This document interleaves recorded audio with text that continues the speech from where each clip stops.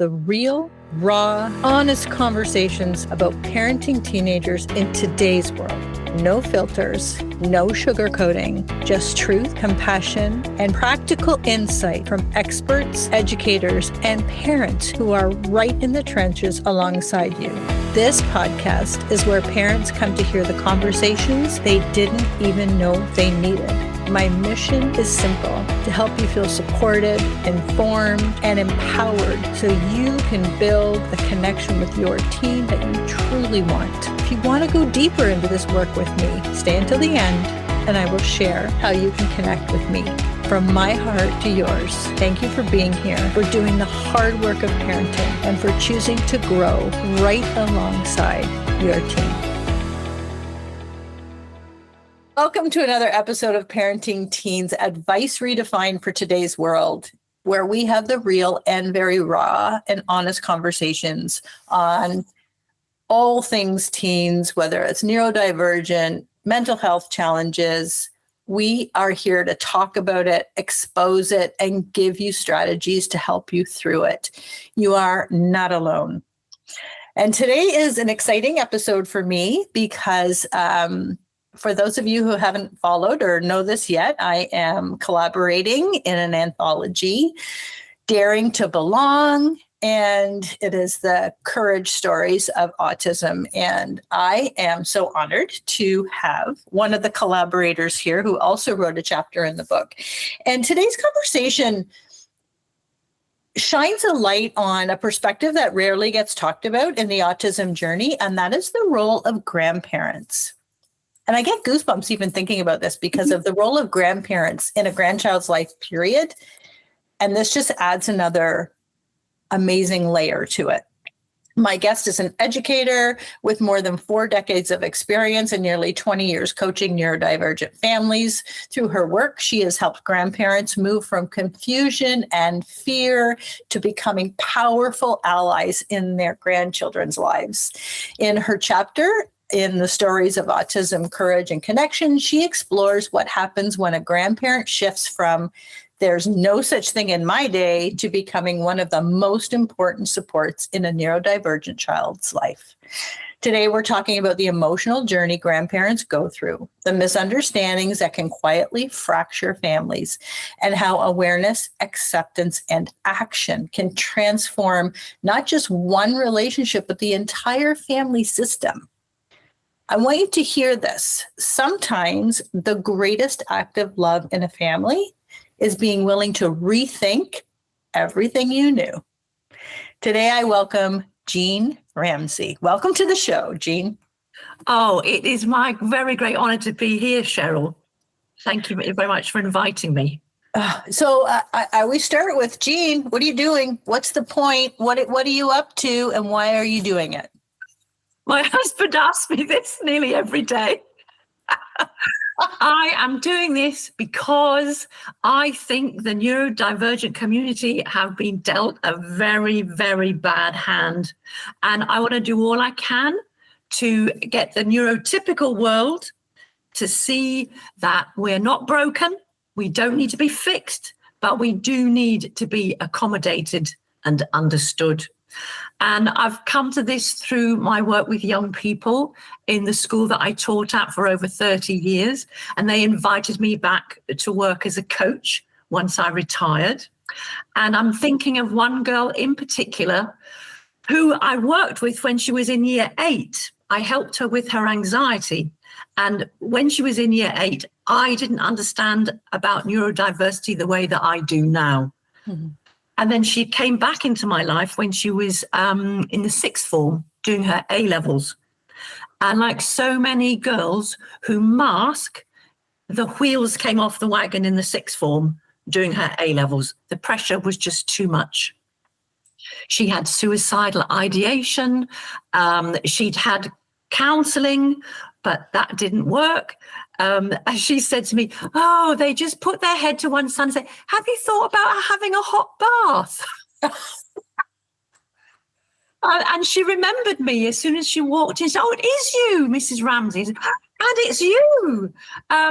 So she told me how, what her life was like right then. And she was hanging on by her fingernails.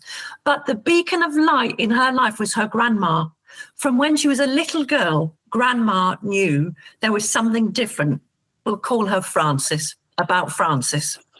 Mum was a teaching assistant, so she did take Frances to the GP early on, and the GP, a man, just declared she's just naughty. So Frances' dad held on to she's just naughty, but Mum, because of her work in school, was thinking, no, I think there's more going on. But poor Frances, she had good cop, bad cop all the time, but in the background there was Grandma, who knew there was something different about Frances. And I did persuade her to have an ADHD assessment. We managed to fast track her because she was in the sixth form. And the lady who did the assessment said, "Oh my goodness, you are so ADHD, you are off the spectrum." And that's what gave me the idea of working with grandparents, because of the impact that Grandma had on Frances' life. And they're still best buddies now. And that's what gave me the idea of my program for grandparents, to take them from, there was no such thing in my day, to really understanding and using the coach approach, building on the young people's strengths. And that makes all the difference. And being mindful of the words that they use. I wonder if, that kind of thing. This, oh my goodness, there's so much I want to say, because number one, my parents are grandparents, and of course my kids are now grown-ass adults, but the role they played and continue to play, my mom still, is so impactful. And it's just amazing if you have the gift of being a grandparent, the difference you can make in a life. And I am soon to be a grandparent. It's coming. My little grandchild is coming, and I am just over the moon. And I want to, if I can be half the grandparents my parents were and are, that will be a gift. Yeah.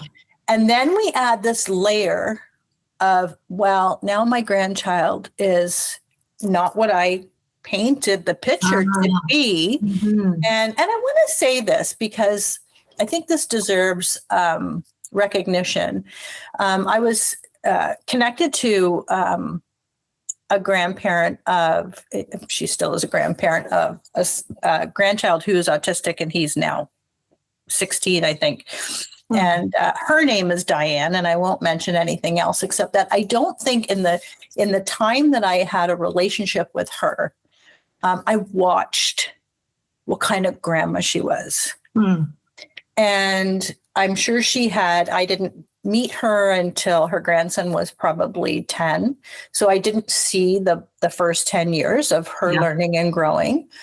But sitting back and watching her interactions, watching how she was very proactive in knowing what the triggers might be and what might look like silly little things were so important, like where he could sit at dinner, who he wanted to sit with. Here, you do the place settings, you put the names on the tables, and taking him to things that he loved and would always pull in what he loved into conversation. So he always felt connected. So I don't think I ever, in the time that we were really connected, said, Diane, you are doing such a good job. Yeah. And I think that needs to be said, because was so amazed at how she grandparents. So there's the shout out. Diane's going to know who she is. But anyway. Sounds like she deserves a shout out. She totally does. Yeah. She totally does. So let's get to the brass tacks here. I want to talk about, first of all, that term that you've already used. There was no such thing in my day. And you hear grandparents say that. And what do you think is actually underneath that reaction? Well, it's lack of awareness. I believe. And if we think back to our own families, there was always a black sheep, wasn't there? Somebody who didn't quite fit in. And then I think, oh, yes, okay, I get that now. And I've got a beautiful example of a lady. She's from Scotland. I'm going to call her Jean.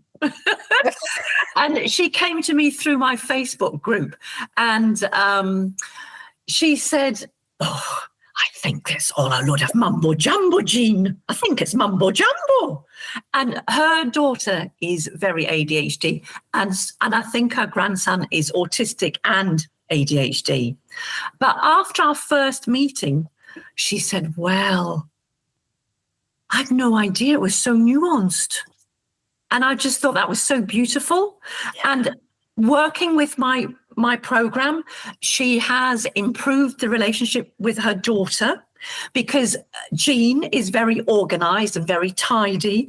And I think her daughter sounds a bit like me. You know, the house is in chaos and things are in bin bags. But she was able to meet her daughter where she's at with the decluttering. They took 65 black bags to the recycling. 65. And her son, Jean's grandson, said, "Oh, well done, mummy. Well done, mummy." And they understand the wee boy as well. So he was at nursery, and the nursery teacher really got him and was very, very supportive and let him do jobs to be busy. He always had something to do, which sounds a bit like your friend Diane giving her grandchild jobs to do.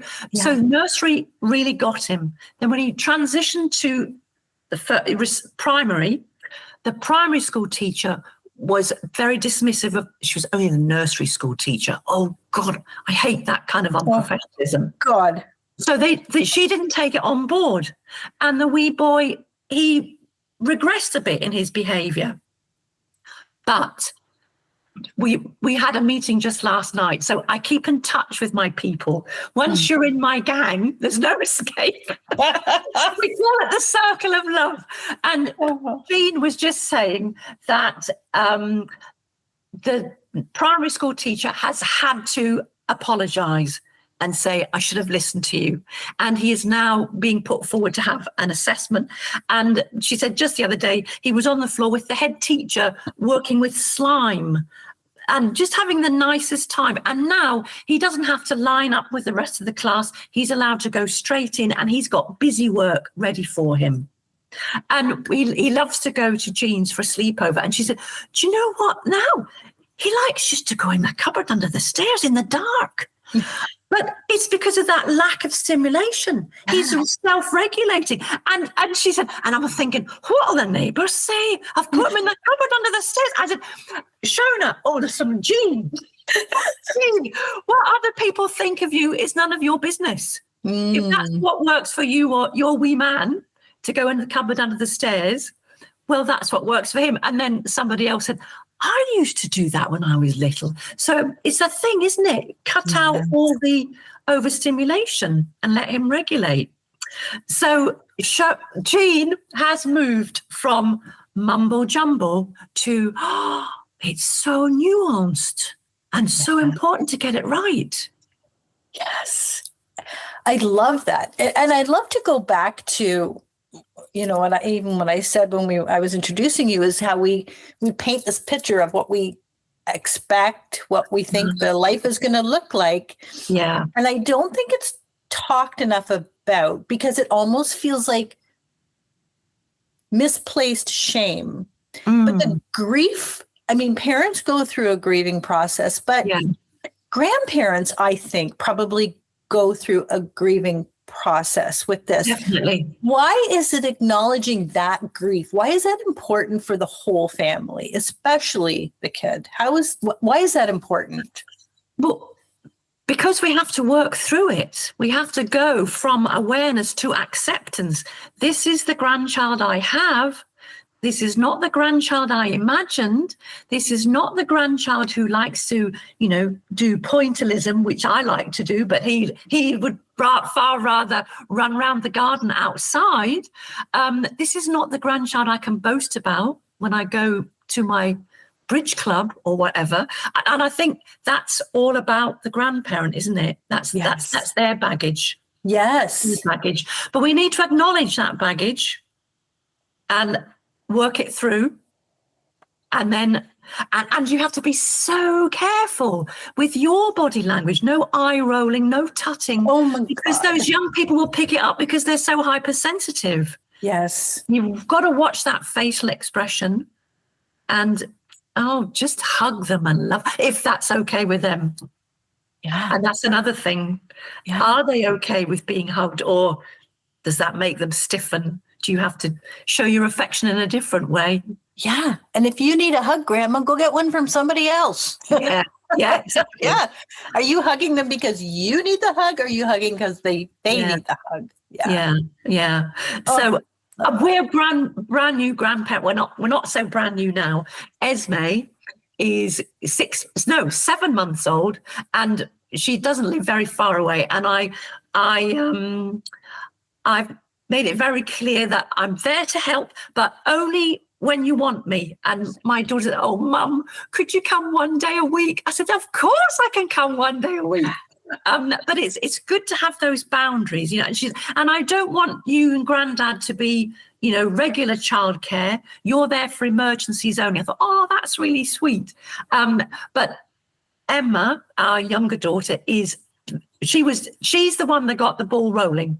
She is very ADHD, and her partner is ADHD and autistic. So Esme, she's probably got the full set. Yes. Well, we'll be ready for her, Yes. And she's so bright and eyes everywhere. So she was having Weetabix for breakfast this morning, and she got it stuck up her nose.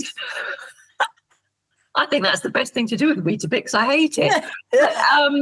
So we're just going to accept however she develops, and we're going to love her no matter what. And I have to keep saying to Emma, you are doing the most fantastic job. Oh. You are doing such a brilliant job, because pregnancy and postpartum really kick in with those ADHD symptoms and traits. Yeah. Her anxiety's through the roof. Yeah. But she's being very well supported by her GP and her midwife, I'm very glad to say. So I'm so excited for you, Cheryl. It's amazing. You'll love it. I can't wait. You'll love it. And I'm just going to reiterate a really important point you made there is, yes, we feel grief. And no, we don't have to sweep it under the carpet. We don't have to say, oh, no, don't be ridiculous. It's my grandchild. But if you work through the grief, you come out the other side. I think that is a really important point you made there. I love that. Yeah. So, and in light of what you were just talking about, many grandparents, they genuinely want to help. Yes. But they end up unintentionally making things harder for the parents. Mm-hmm. What are the misunderstandings there that you think are happening?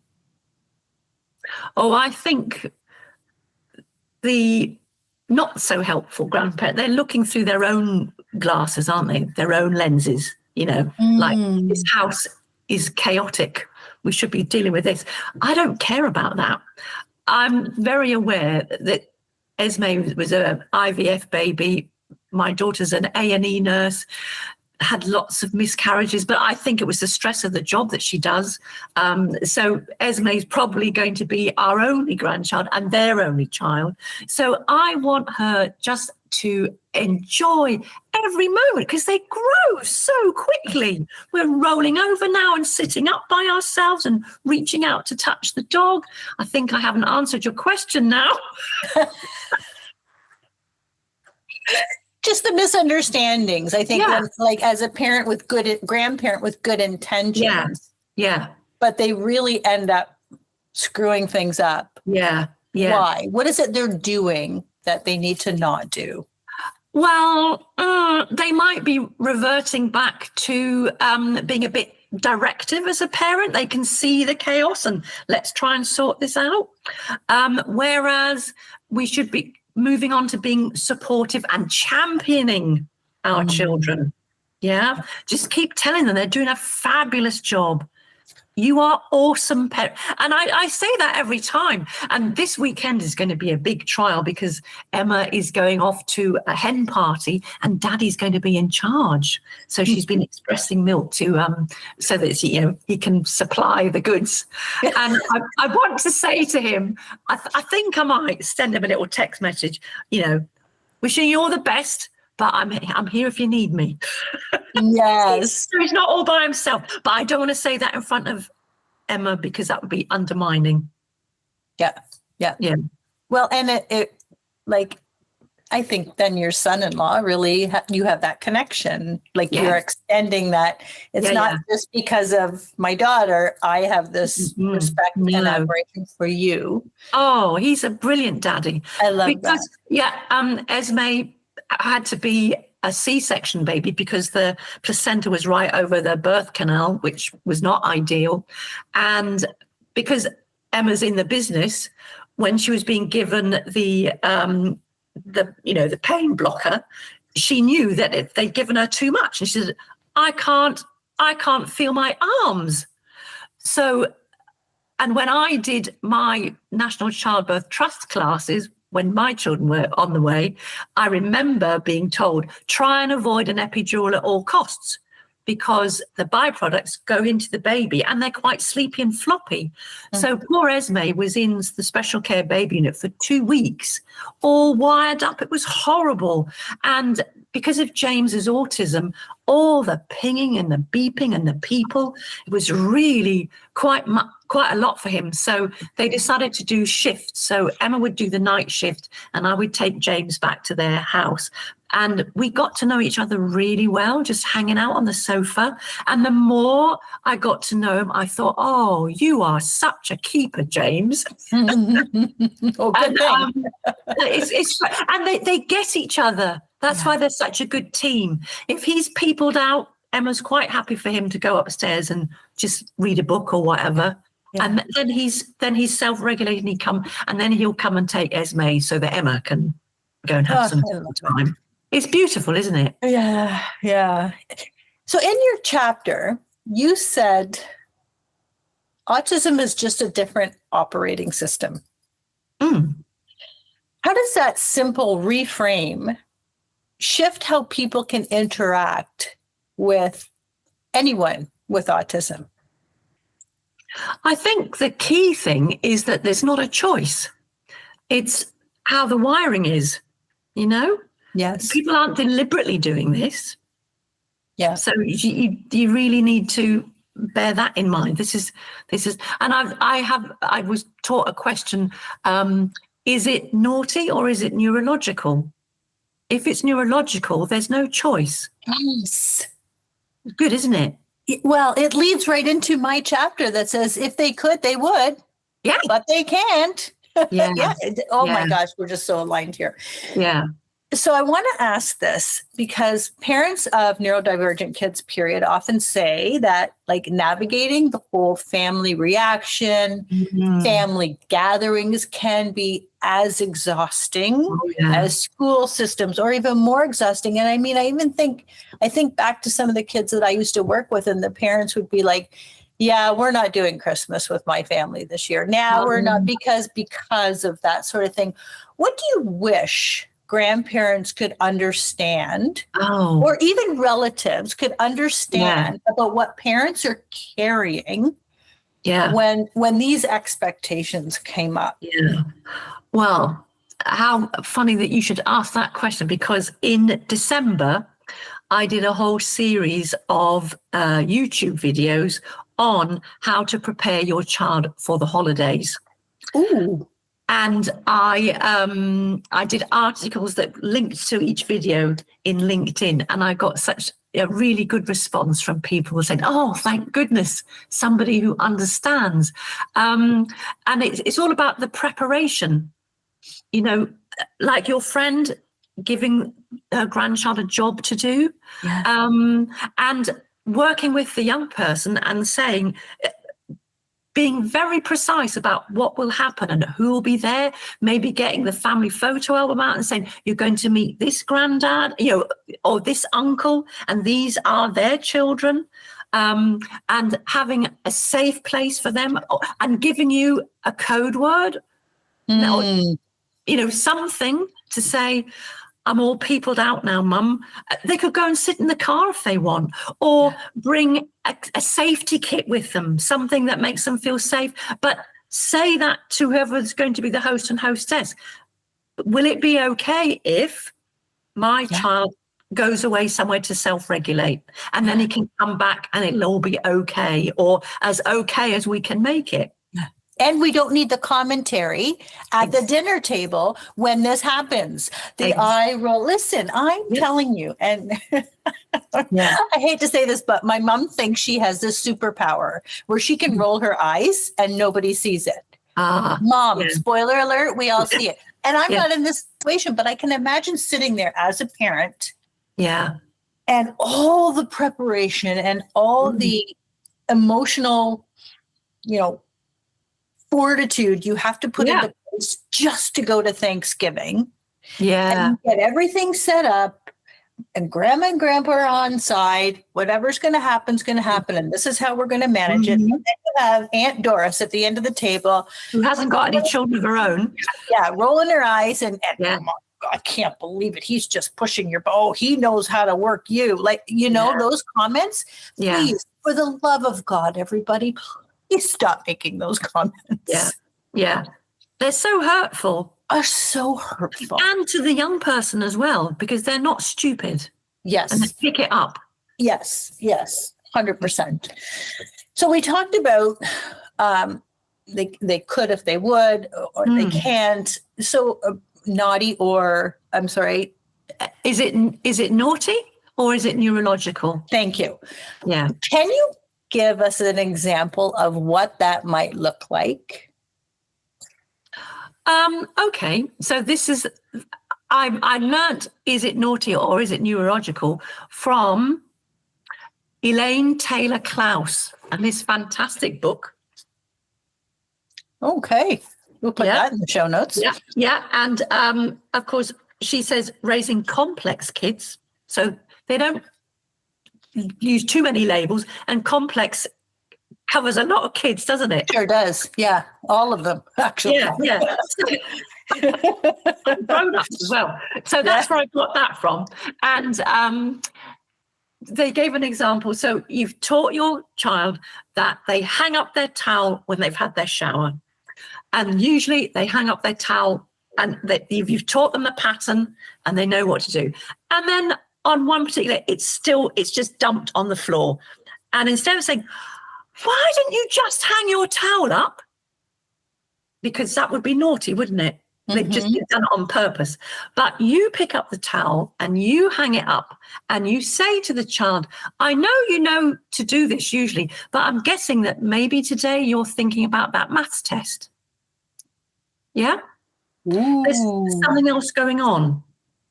So you're not doing that. Why can't you just pick up your towel after you? Why can't you just? That should be banned as well as eye rolling. Yes. And coming at it with curiosity as opposed to as opposed to shame and like you're assuming defiance. Yeah. Yeah. Ooh, you've triggered another. Go. Don't get furious. Get curious. Yeah. It's a classic. So I'm wondering why you couldn't pick the towel up today. And then they might, sorry, I'm thinking about that maths test. You know I hate maths. And it's all about dialogue, isn't it? And working collaboratively and supporting each other. Yeah. But of course, none of this works unless you look after yourself. Oh, say more. Oh, self-care all the time. And I've noticed with my circle of love people that the more they look after themselves, the more they can meet the challenges of supporting neurodivergent children in their family. And they begin to enjoy each other so much more. And I look forward to spending time together. And that's my thing, let's go away from walking on eggshells because you're afraid to say anything that's going to be triggering, to understanding each other, knowing what the triggers are, knowing what their strengths are, and then planning family things that play to their strengths so that you can have wonderful shared memories, family memories that will last a lifetime. Yeah. It makes me want to think that as a grandparent, if you're coming at things with curiosity and wondering how to support your own kids who have kids on the spectrum, and saying, I'm here if you need me, maybe even suggestions like, I'm here if you need me, if you need to just go for a walk, if you need to, because it gives them permission to say, I could really use a walk without feeling guilty or feeling like I'm the mom. I shouldn't need a break from my own kids. Listen. You need a break from your kids. Trust me. Oh my God. Yes. I used to love when my husband came home at the time and I would be like, can I just go to the grocery store? Yeah. And it would be like all big people doing a big people job. There's no Barney. There's no Arthur. No. And we all love being with our kids, but self-care is imperative, not a luxury. Yeah. I remember when we brought our first daughter home, and oh my God, that cluster feeding. Let's take that off the sofa. I'm thinking, I just need a piece. I thought, I understand why women fling themselves out of high-rise blocks with their babies because they have just been driven over the edge. And I used to love it when I heard my husband's key in the door. I thought the cavalry has arrived, just like you said. And we live in a small village, and I'd say, here, I'm off. I walked down and sat on a bridge, and a lad, just about 10-year-old, said, oh, hello, Jean. He said, how are you? I said, hello, Alfred. I'm running away from home. I love that you say that out loud, because there are people listening going, oh my God, yes, thank you for saying this out loud. There's no shame in this. No. And you are just giving not only yourself permission as a grandparent for self-care, but you're giving your son or your daughter who has just had this child or is managing this whole thing and navigating it, permission to say, oh my God, yes, please, can I just walk around the block? Yes. Yeah, I love it. I was quite offended to start with when Emma insisted that my husband and we had to do a grandparenting course. Can you imagine? But do you know what? I learned so much. And it's called Happy Grandparents, Happy Baby. And they do Happy Parents, Happy Baby. Oh, it's done by medical people, and the training videos are marvelous. And what was especially good was the first aid, the resuscitation and all that kind of thing. And I said, no, it was really, really good, Emma. But the very first module was about setting boundaries. And I thought, oh, okay. So that was when we had the conversation, and Emma said, I don't want you and Granddad to be on permanent, baby care, childcare. I want you to do emergencies. But she has asked me to come in. But this is how she put it, because we used to do a flying visit because they live just in Oxford, and we support Oxford United football. So we thought, we can go and see the baby when we go to the football. And she said, that doesn't really help me that much. And it upsets the flow of the evening. I thought, fair enough. So I said, well, what would you prefer? Well, could you come and help me for one day a week? I said, of course I can. So it's fluid depending on what, my arrangements are. And I said, and what? She said, Mum, I just want you to hold the baby because there's no screens. I do admire them. Nothing. Just amazing. Just us. God. And they are being, I'm not even allowed to post photo. No. I can do it on WhatsApp because I think that's okay, but not on Facebook or anything like that. I love that. I'm so proud of them. Yeah. Because they remember what life was like, because they're in their 30s and 40s, my children, what life was like before mobile phones. Yeah. Yeah. Yeah. And I've done so many podcasts with with experts saying, parents who are putting their kids on social media because they're so proud of their baby and they're so cute. Please, for the love of all that's right, stop. Exactly. Stop. Yeah. And it really, it has like burned into my brain now about that. I think that's, And the thing about boundaries, I think too, is grandparents can set boundaries. Yes. Parents can set boundaries. And I think it's our job to not just set the boundaries, but accept the boundaries that have been set for us. Yeah. Yeah. And like you might not understand social media. I totally accept that. Yeah, exactly. And even childcare, there might be a time where when I have a grandchild, well, you're home. So can you just, I'm not there for daycare. I would love to be looking after my grandchild, but in the capacity of a grandparent, not as a caregiver. No. And that's a boundary. Yeah. And, and I actually believe that my son and daughter-in-law are in the same frame of mind, no posting, no pictures, no social media. Right. And I'm like, yes. I wish everybody would listen to this because they don't understand the position you're putting yourselves in that situation for sure. Yeah. I want to ask for grandparents who are listening and they're thinking, okay, Jean, I love this conversation. There's so many golden nuggets in here. I want to do better, but I don't know where to start. What is the one thing that they can do to do better to start? Listen with curiosity. That's good. I love that. And I'm going to turn this question around. If a grandchild could say one thing to their grandparent about understanding autism, why am I going to cry?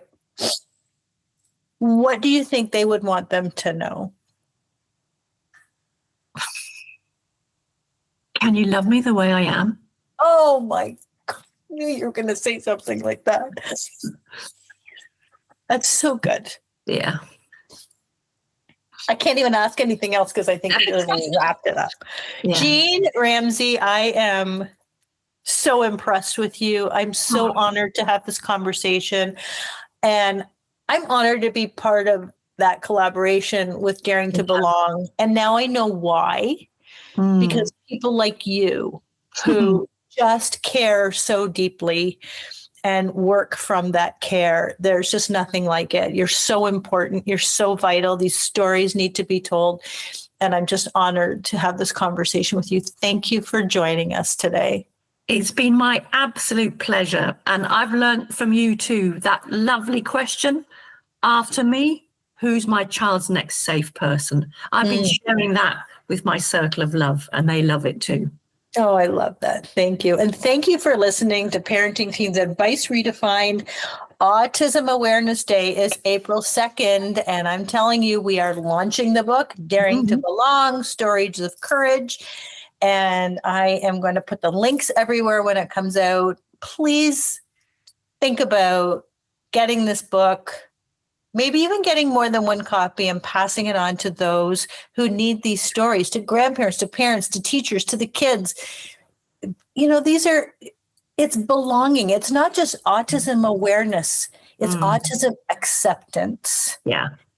Love me for who I am. I don't think I'm ever going to unhear that, Jean Ramsey. Thank you for listening, and we will see you next time.